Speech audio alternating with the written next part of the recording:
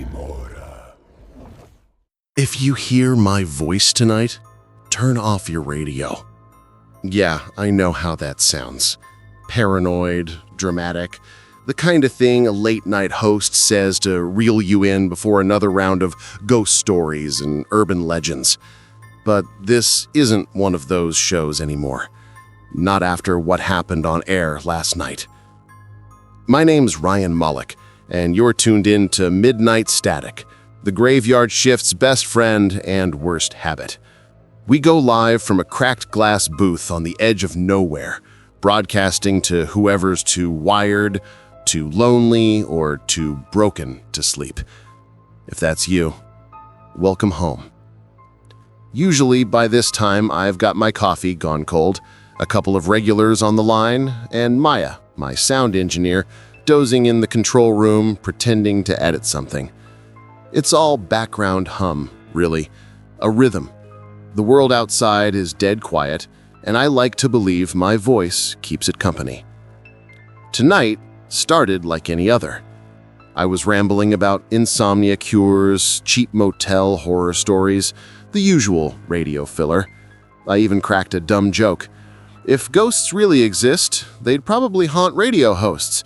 We already talk to ourselves all night. Then came the static. It wasn't the normal fuzzy kind either. It sounded alive, wet, layered, like breathing through broken speakers. It crawled under my headphones, sharp enough to sting. I glanced through the glass. Maya didn't look up.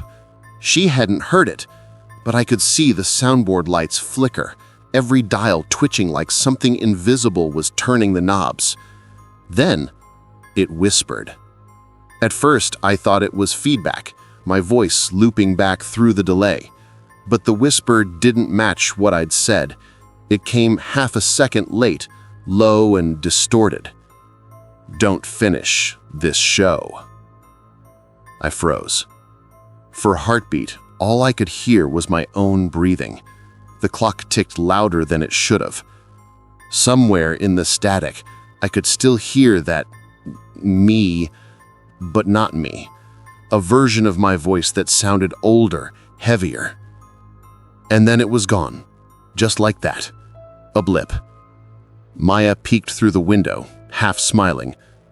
"You okay? You look like you've seen a ghost." I forced a laugh. "Maybe just one in the machine." The red on-air light blinked again. I leaned closer to the mic. "Anyway, if anyone else just heard that, do me a favor. Stay tuned. I think I might have just found a frequency that shouldn't exist." Transition. The faint hiss of static lingers, almost like breathing, as the broadcast continues. They say night radio hosts are just ghosts with microphones, voices that drift through empty highways, motel rooms, and tired minds. Some nights I believe that. Other nights I'm just grateful someone's out there listening, even if they never say a word. Before last night, before all the static and whispers, everything about Midnight Static followed the same tired rhythm. I'd roll in around 10:30 p.m., smelling like cheap coffee and city rain. Maya would already be in her swivel chair, legs crossed, scrolling through listener emails with that deadpan face she wore like armor. "Guess what, Ren? Someone sent us another photo of their cat claiming it can see ghosts. Put it on the website," I'd say. "Cats pull better engagement than we do." That's how our nights usually went. Caffeine, sarcasm, and stories no one sane should care about. We had our regulars. Long-haul truckers calling from empty roads, night shift nurses whispering between alarms, lonely people confessing things they'd never tell daylight. I like to think of them as my invisible family, bound by insomnia and static.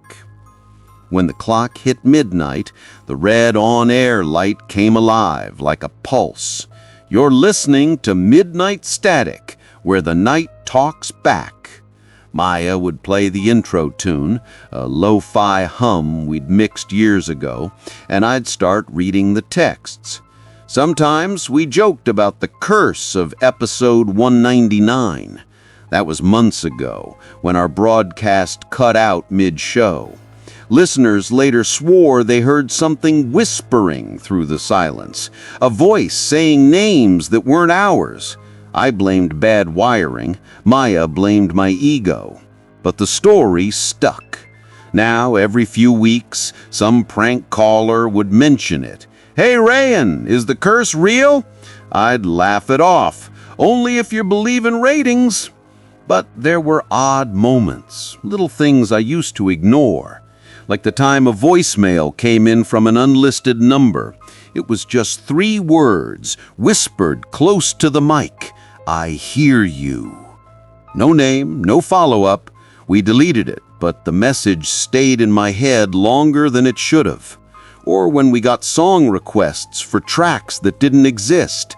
"Play Dead Frequency by the Echoes," someone texted once. Maya looked it up. Nothing. Still, I played Static for 30 seconds and called it art.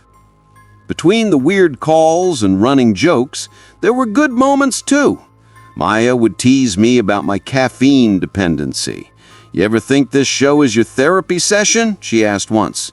"Sure, except I pay in sleep instead of cash." She smiled at that, the kind of tired smile you give when you've both been awake too long.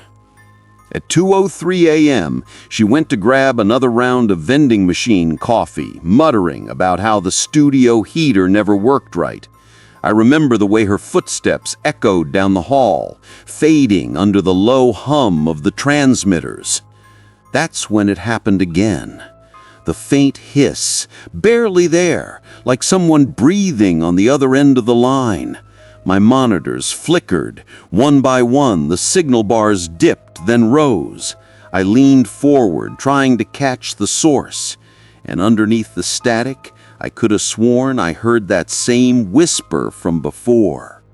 Just 3 words. "I hear you." Maya wasn't there to see my hands shaking. I cleared my throat, forced a chuckle into the mic. "Apologies, folks. Seems our ghost listener is tuning in again. Don't worry, I'll exorcise the frequency soon enough." The light above the mic grew red again, and for a moment, I thought I heard laughter coming from inside the static. It started with an email. Nothing flashy, no subject line screaming doom, no attachments screaming malware. Just a subject that made my stomach clench. "You're not alone on 13.4 megahertz." I laughed out loud. Leaning back in my chair, I muttered to myself, "What is this? Amateur radio fan fiction?" I even showed it to Maya when she returned with her coffee. She rolled her eyes.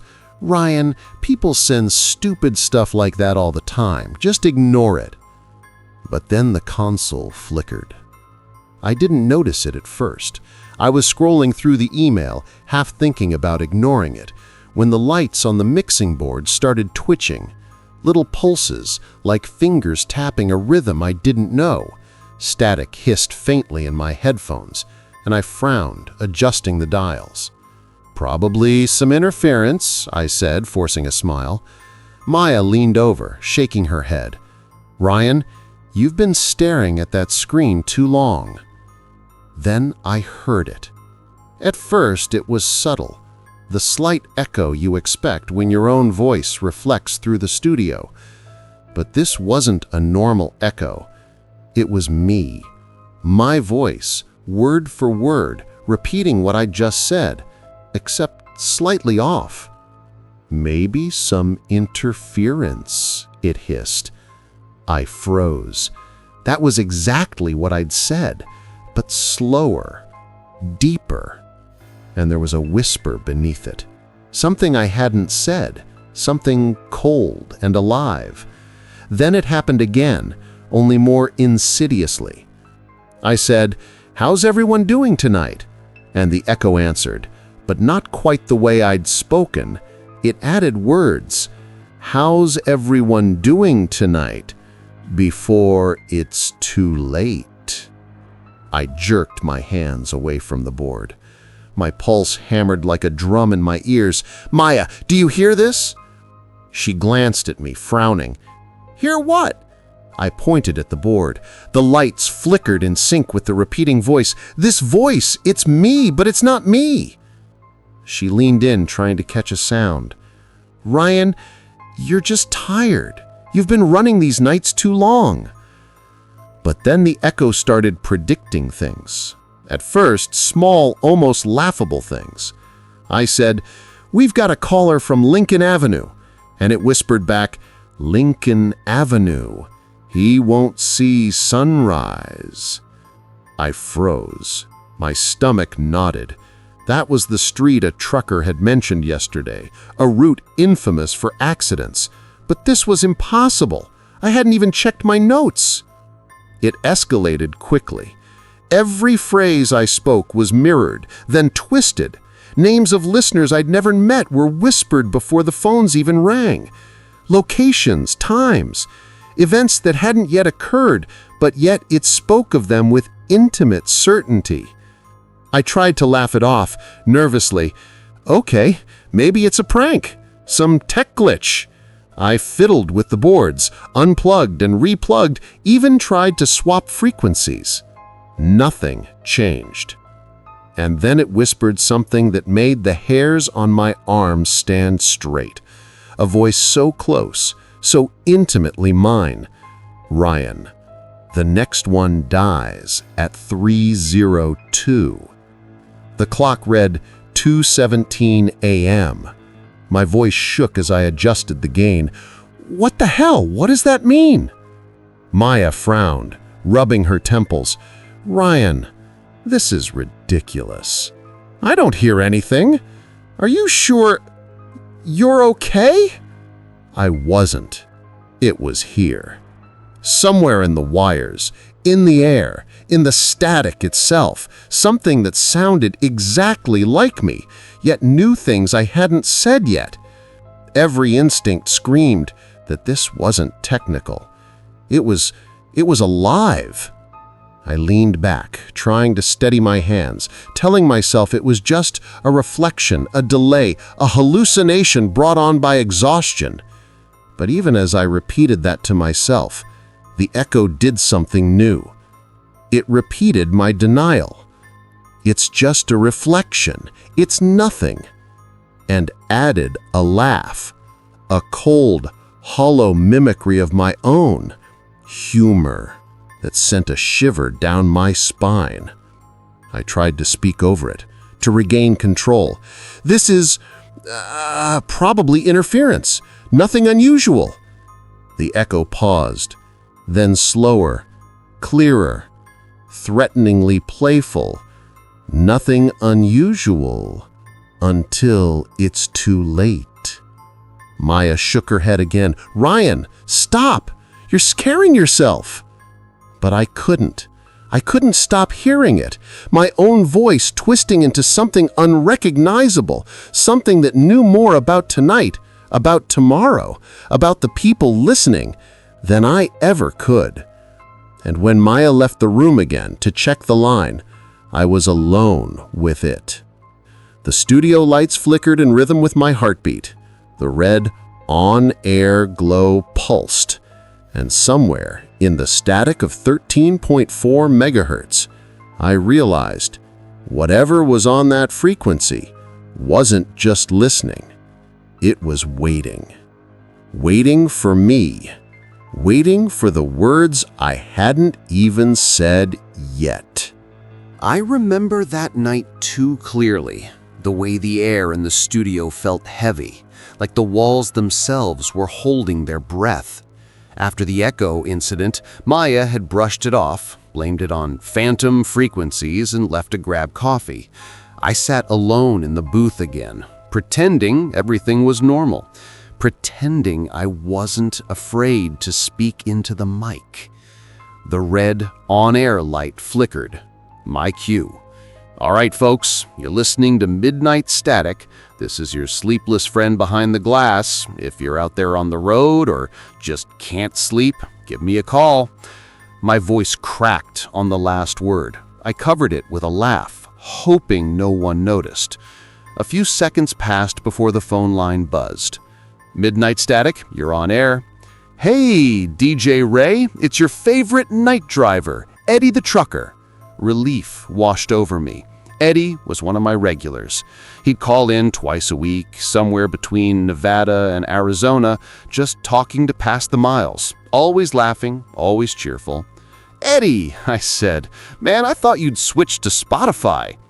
He chuckled. "Nah, I prefer a real voice to talk to. Keeps the ghosts off the dashboard." "Ghosts, huh?" I teased. "What, you seeing things on the interstate again?" He lowered his voice dramatically. "You know it. Last night, mile marker 217 saw a woman in white waving me down. Almost hit the brakes till I realized there is no mile marker 217 on that stretch." We both laughed. It was the kind of story I loved. Creepy, harmless, perfect for the midnight crowd. But then, the static. Not loud this time, just a faint crackle through the headset.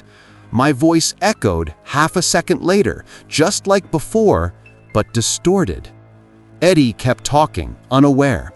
So yeah, figured maybe she just wanted a lift. And then my own echo, my voice, repeated him, but changed the words. "She won't make it to dawn." I froze. Eddie?" I said, my throat suddenly dry. "Did you hear that?" "Hear what?" he asked. The echo repeated again, slower this time. "Eddie won't make it to dawn." I ripped off my headset and stared at the monitor. The sound level spiked, 2 identical voices, mine and the copy. Eddie laughed nervously. "That was messing with me, man. That was creepy." "I'm not," I started, but the static swallowed the rest. The line went dead. Maya came back in right then, holding her coffee. "What happened? You look like you saw a ghost." I forced a smile. "Just a prank call, probably a frequency bleed." She shrugged and went back to adjusting levels, but I couldn't stop thinking about it. At 4:13 a.m., after we wrapped the show, I checked my inbox. The usual spam, a few song requests, and one new message. No subject line, no name, just a sentence. That call was never supposed to happen. Attached was a link to a local news site. I clicked. The headline hit me like a punch. "Truck overturns on Route 89. Driver pronounced dead at 3:46 a.m." The photo showed the wreck, a twisted 18-wheeler beneath an overpass. The driver's name? Edward Harris. Eddie the Trucker.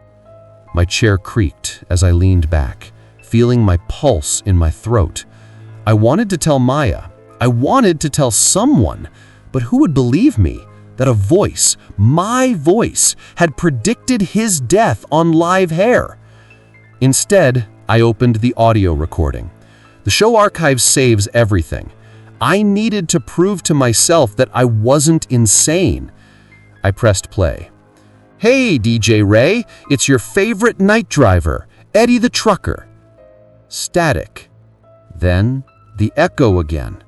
Faint, mechanical, almost human. But what it said this time wasn't what I'd heard before. My voice on the tape whispered, "Don't fight it." I replayed it, again, again. Each time the phrase grew clearer, closer. "Don't fight it." I shut the system down and sat in the dark, staring at the microphone. I thought I heard breathing on the other side of it, soft, steady, matching mine. Maya called from the hall. "You coming, Ray?" I swallowed hard. "Yeah, just checking the board."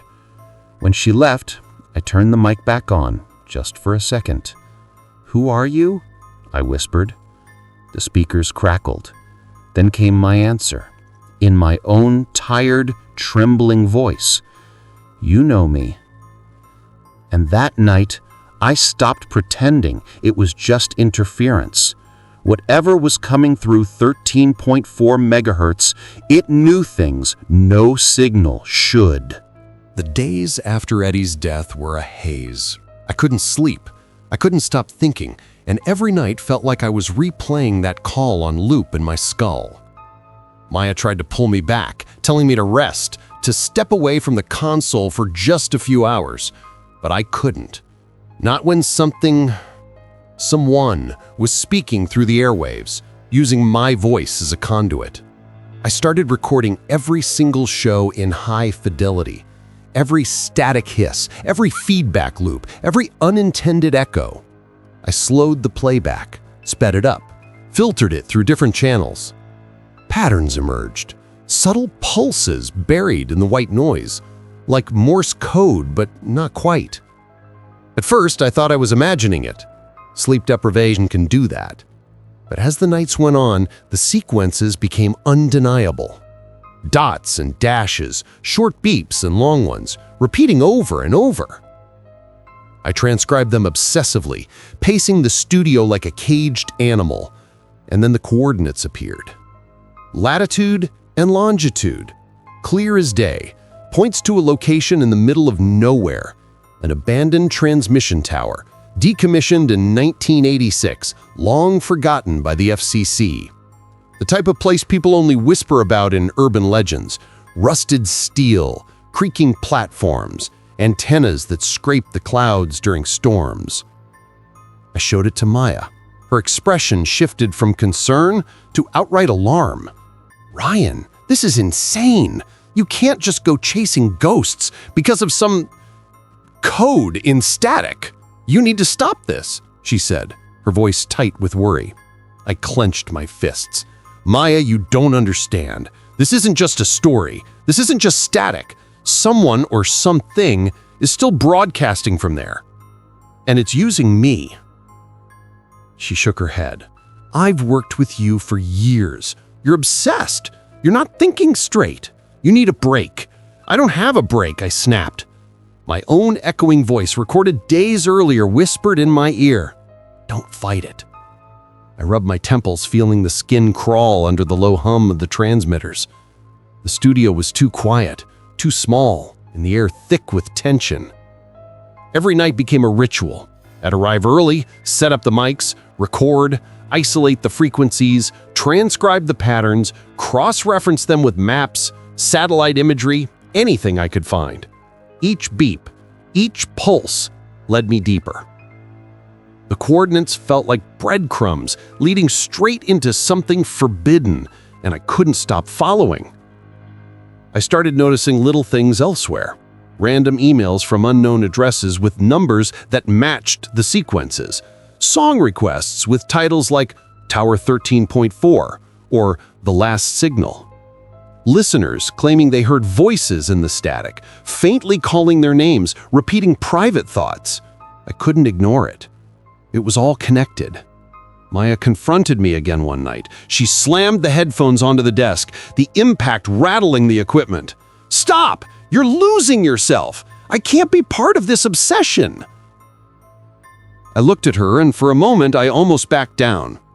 But then the static hissed in my headphones, low and insistent, and my skin prickled. The coordinates weren't just numbers anymore. They were instructions, and every fiber of me screamed to follow them.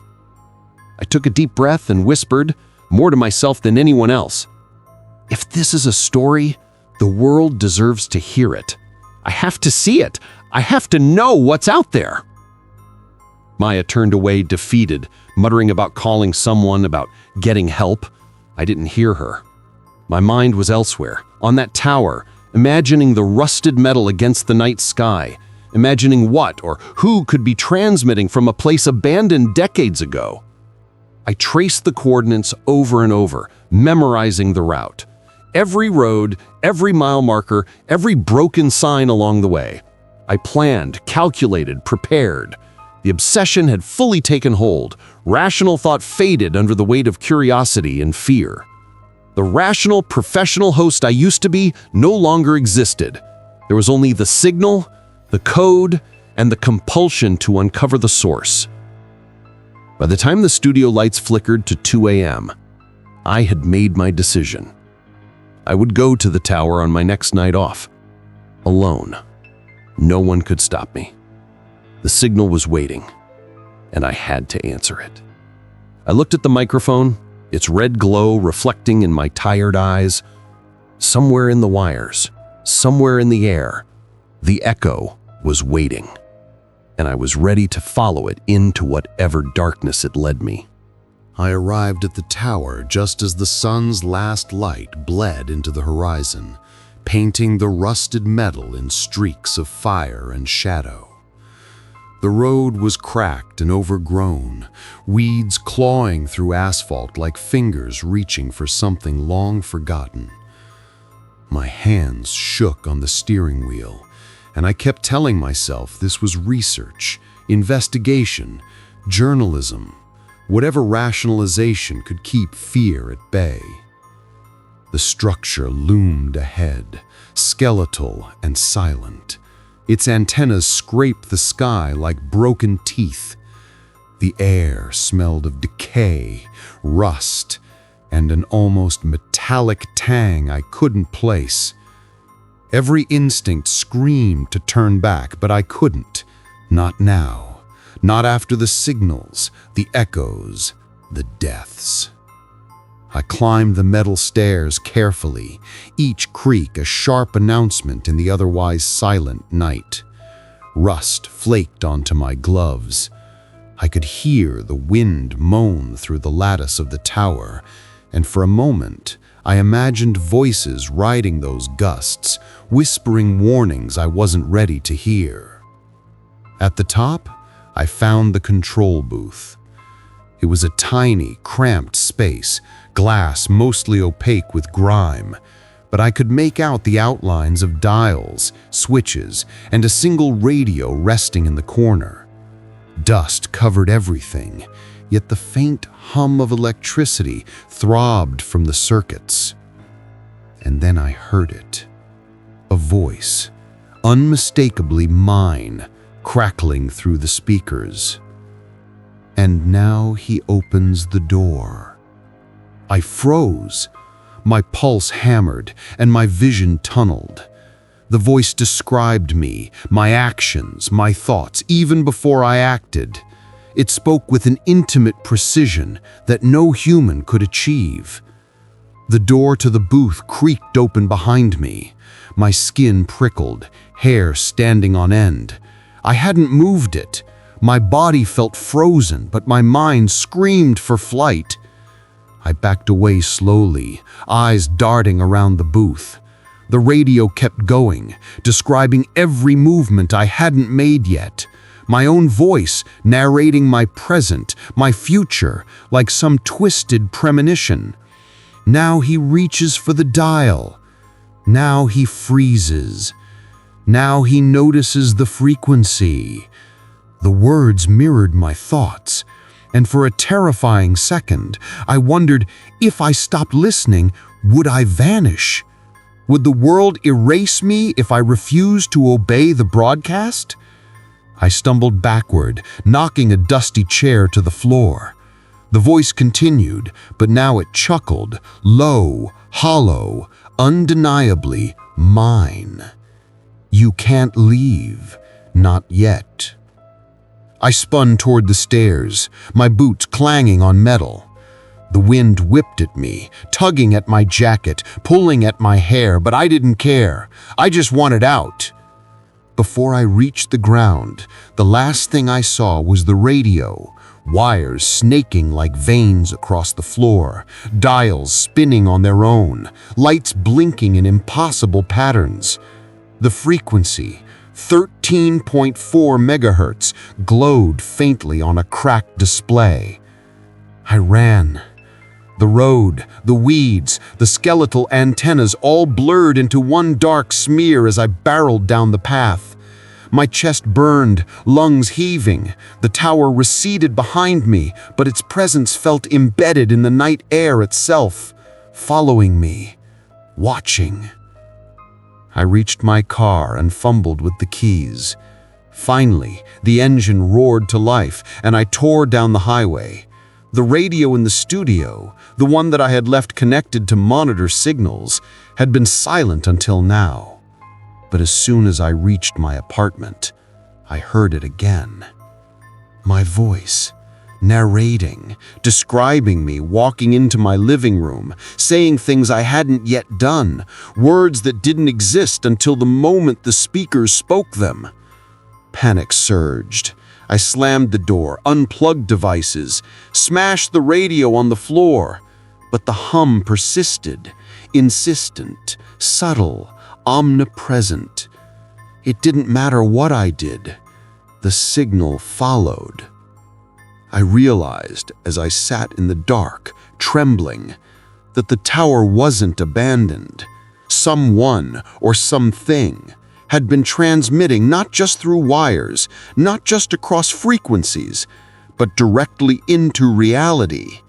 And I had become part of the broadcast. I didn't know if fleeing would save me. I didn't know if resisting would erase me. All I knew was that somewhere in the static, in the ghostly hum of 13.4 megahertz, my voice continued to speak, describing a story I didn't want to live, yet could no longer escape. I didn't want to go back. I knew that. Every rational part of me screamed to stay far away from the studio, from the microphone, from the red on-air light that had become a pulse in my nightmares. But curiosity, obsession, and something darker, something that had latched onto me during that night at the tower, pulled me back like gravity. When I arrived, the studio smelled of cold metal and dust. The monitors glowed faintly, though no one had been here. And then I saw it. Maya, sitting rigid in her chair, pale and trembling, staring at the live stream feed. "Rayon, it's still going," she whispered, voice shaking. I frowned. "What do you mean?" She pointed at the screen. The live stream had been running all night. My face appeared there, lit by the same booth glow, but I wasn't in the room, not for hours. And yet the voice, calm, measured, narrating the show like nothing had happened, was mine. Every pause, every joke, every casual quip, hours of content. I leaned closer, heart hammering. The caption beneath it read, "This was his last show." What the hell? I muttered. My own words, but not mine, broadcasting while I was standing right behind her, flesh and blood, shaking. The chat exploded. Comments scrolled by, too fast to read them all. Half the comments said they saw his face flicker. He blinked in reverse. Is this live? I pressed my hand to my head. The microphones began picking up my voice, the real me.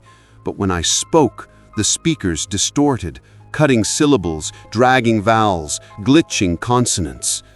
"Hello? Hello? Anyone there?" The live feed continued independently, narrating my movements. Even as I moved toward Maya, the fake broadcast imitated me perfectly, leaning, shifting, rubbing my eyes, muttering. I could hear my own voice doubled, warped. One real, one impossible. Maya's hands shook over the keyboard. It's like two of you." I swallowed. I don't understand." The red on-air light flickered erratically, pulsing in tune with the glitching audio. The real me, standing there, struggled to compete with the digital me, the one that had already finished an entire show without leaving the screen. I tried to switch off the feed, unplug the board, slam the microphone, but every action was mirrored in the broadcast, delayed, yet hauntingly synchronized. My reflection in the monitor seemed to twitch independently. The comments continued, people claiming my eyes darkened, my lips moved out of sync. Some swore the echo on screen whispered things I hadn't said, preempted words before I could speak them out loud. I stumbled backward, heart hammering, gripping the edge of the desk. My real voice wavered. "Stop! It's not real!" And yet the feed carried on, calm and intimate, narrating me exactly as I moved, exactly as I panicked. My own words had been stolen, rewritten by something alive in the wires. Maya's face was pale as chalk. I can't fix it. It won't stop." Suddenly, the lights cut out. The monitors died. Silence swallowed the room. The microphone stopped glitching. Even my own voice felt trapped in the void of darkness. For a heartbeat, there was nothing. Then the studio speakers emitted one last, static-laden phrase, my voice, calm, cold, and unearthly. This was his last show. And then, nothing. I sank to the floor, trembling, listening to the residual hum in the walls. I didn't know which version of me had kept talking. The digital ghost? The real me? Half the viewers had seen a flicker, a glitch in reality. And even now, I couldn't tell which broadcast had been genuine, which echo had been my conscience, or my doom. The studio was dark, quiet, broken, and I realized the collapse of reality wasn't over. It had only begun. I woke to the low hum of emergency lights, their weak orange glow slicing through the darkness of the studio like fractured daylight. My head throbbed, my throat raw, and the world felt unreal, as if I had slipped through some invisible crack between sleep and waking. Every monitor glared at me, alive, but not with images of the present. They were replaying me. Every screen showed the final moments I remembered, or thought I remembered. My hands, my voice, my terrified expression, frozen and looping, endlessly repeating. And beneath it, my own words scrolled across the speakers, a chill that seeped into my bones. "Don't finish this show." A cold dread settled in my chest. The echo, the frequency, the static, it hadn't been a haunting. It wasn't just a signal trying to reach me. It was a recording of my death, of me ceasing to exist, yet endlessly broadcast, endlessly alive in a loop that no one could stop. I stumbled to the console, my fingers trembling over the keys. I wanted to shut it down, to destroy the monitors, to rip the wires from the walls. But it didn't matter. Every attempt to silence it only made the hum louder, the static sharper, the words more insistent. By the time you hear this, I realized, I'll be gone. Gone from this booth. Gone from the studio, gone from any world that counts as real. But the signal remains. My voice remains. And somehow, it speaks to you now. I leaned in to the microphone one last time. My voice shook, breaking between fear and pleading. If you hear me, if this frequency reaches you, unplug your radio. Walk away. Don't finish this show. Don't let it get inside you the way it got inside me. Static hissed like a whispering forest. The monitors flickered, showing 1,000 versions of me. Some calm, some panicked, some grinning like a man already lost. The paradox of seeing myself everywhere, yet knowing I was nowhere, clawed at my mind. I pressed on, urgency lacing every word. This isn't a story. It's a warning. The echo. It's not someone on the other side. It's the end.